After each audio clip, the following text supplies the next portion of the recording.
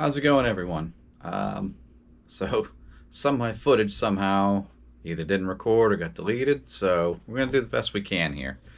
So what you're about to see is some of me changing the valve springs on the 2000 Sierra. That's got the LQ4 swap, and it's got this cam right here in it. As you can see right there, good old comp XR275. There's your duration, your lift, and right over here, that's the springs they recommended. Well, being cheap, I thought, 918 springs. I bought some pack springs, which is what will be taking off here in the video. They, got a 918 part number. As you'll see at the end of the video when I have all the specs laid out,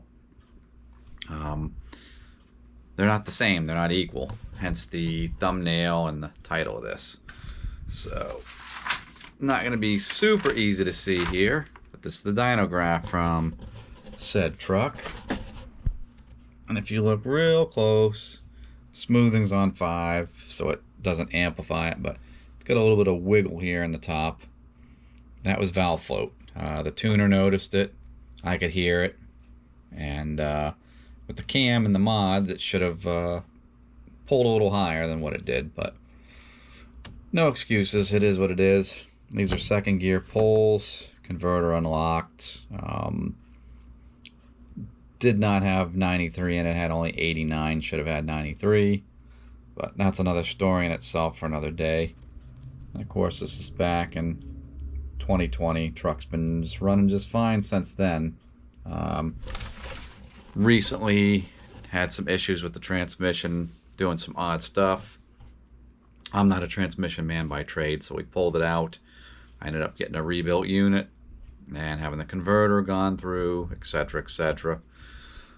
While that was out, truck's down, I saw the opportunity to finally get to changing these valve springs, and we're going to re-dyno the truck and hopefully see some more power up top. I've got a good drive shaft in it since then, so we can actually do third gear pulls. But without further ado, I'm going to jump right into the install and all that, what tools I use, that type of thing. Alright, hang tight. Alright, I got everything hooked up here. You probably can barely hear the air, compressed air going in the cylinder. There's the tool all installed. 12mm, using the old ratcheting wrench to tighten that down to compress the springs. So, go ahead and take that apart. And another thing that I feel is important to have for this is one of these, old magnet on a stick, so you don't drop the valve locks, keepers, whichever you call them. So, all right. Let me get after that. Alright, so one cylinder is done. I started with the back cylinder here because my opinion, it's the biggest pain. You can see I've reset my tool to the next one in. Just gonna move the air chuck to it. Why do I start at the back? Well, in my opinion, it's the biggest pain. I've already been through this with the other side. As you come this way, it gets a little easier, more in front of your face to work on stuff. So I'm probably not going to show any more from here on out until it's done, meaning all 8 springs are done on this side, just for the best interest of the use of time and not boring people to death. So hang in there, and I'm going to get the other 6 knocked out as quickly as possible, and we'll go from there. All right, there it is in all its glory. All the springs changed, push rods back in, rocker arms on and torqued. Gonna do the rest of the final assembly now to get it all back together. So truck's back together. This is just to wrap things up. Written down some specs of all the things. So this top one, this is exactly what was on the truck. Trick Flow Bipack Racing. There's a part number on Trick Flow Site or Summit. Installed height, 130 pounds of seat pressure. Remember I said they're a little taller to achieve some higher seat pressure and all. Open pressure 318.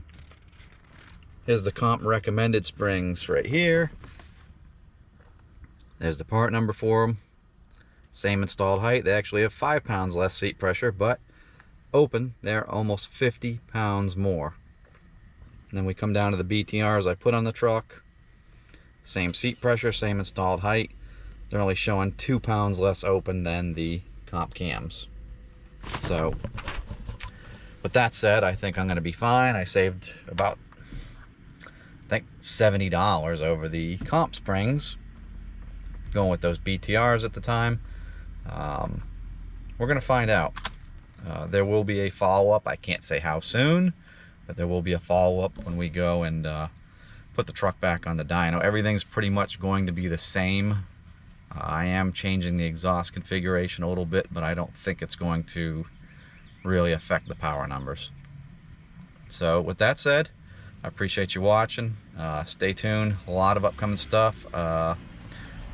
I'm in the middle of the exhaust on the truck, trying to reconfigure that and get the electric cutouts on. There'll be a video on that with the full unboxing of the cutouts and the installation. And of course, you know, we got to have the payoff. So look out for that coming up real soon. And until then, I'll see you next time.